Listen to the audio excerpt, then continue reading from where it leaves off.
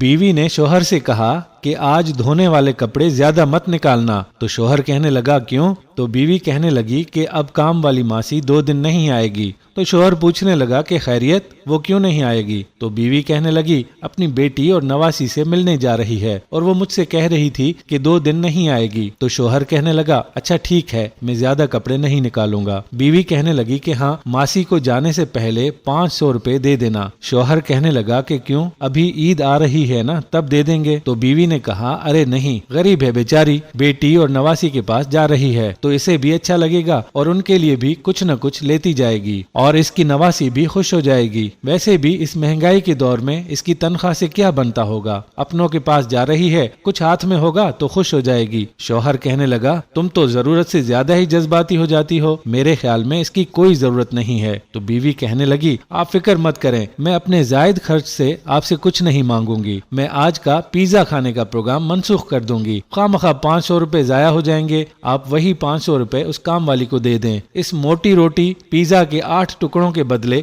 मुझे उसकी मदद बेहतर लगती है। तो शोहर कहने लगा कि वाह वाह बेगम साहिबा, आपके क्या ही कहने हैं, हमारे मुंह से पिज्जा छीनकर सीधा मासी की प्लेट में। चलें, हम आपकी मोहब्बत में ये भी बर्दाश्त कर लेंगे। 3 दिन इस बात को गुजर गए। 3 दिन बाद शौहर घर पहुंचा तो काम वाली मासी से पूछने लगा अम्मा कैसी रही छुट्टी? तो काम वाली मासी कहने लगी कि साहब बहुत अच्छी रही, मालकन जी ने 500 रुपए दिए थे तो बहुत काम आ गए, अल्लाह आपको सलामत रखे और अल्लाह बहुत ज्यादा अता करे आपके खानदान को। तो शोहर कहने लगा कि अम्मा 500 रुपए का क्या क्या लिया? तो अम्मा कहने लगी कि नवासी के लिए 150 रुपए की फ्रॉक ली और 40 रुपए की गुड़िया, बेटी के लिए 50 रुपए के पेड़े ले गई थी, 50 रुपए की जलेबियां मोहल्ले में बांट दी, 60 रुपए किराया लग गया था, 25 रुपए की बेटी के लिए चूड़ियां और दामाद के लिए 50 रुपए का बेल्ट लिया। बाकी जो 75 रुपए बचे थे वो भी मैंने नवासी को कॉपी और पेंसिल खरीदने के लिए दे दिए। पोछा लगाते हुए सारा हिसाब उसकी जबान पर अटा हुआ था।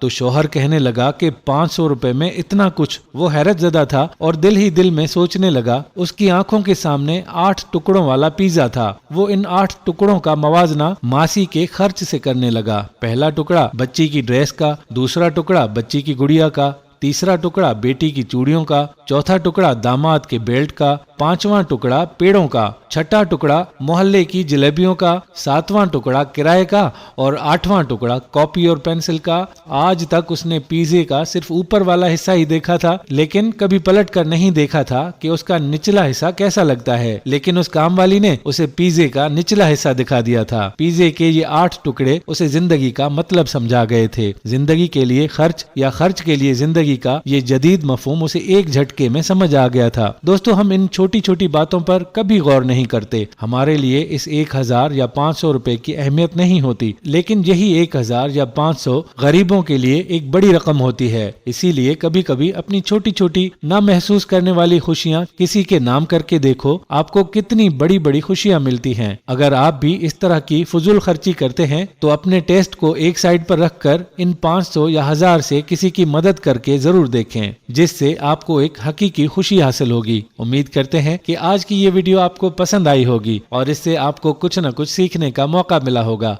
अगर ऐसा है तो हमारे चैनल को सब्सक्राइब कर लें और अगर आप ये वीडियो हमारे फेसबुक पेज से देख रहे हैं तो हमारे पेज को फॉलो करना हरगिज मत भूलिएगा।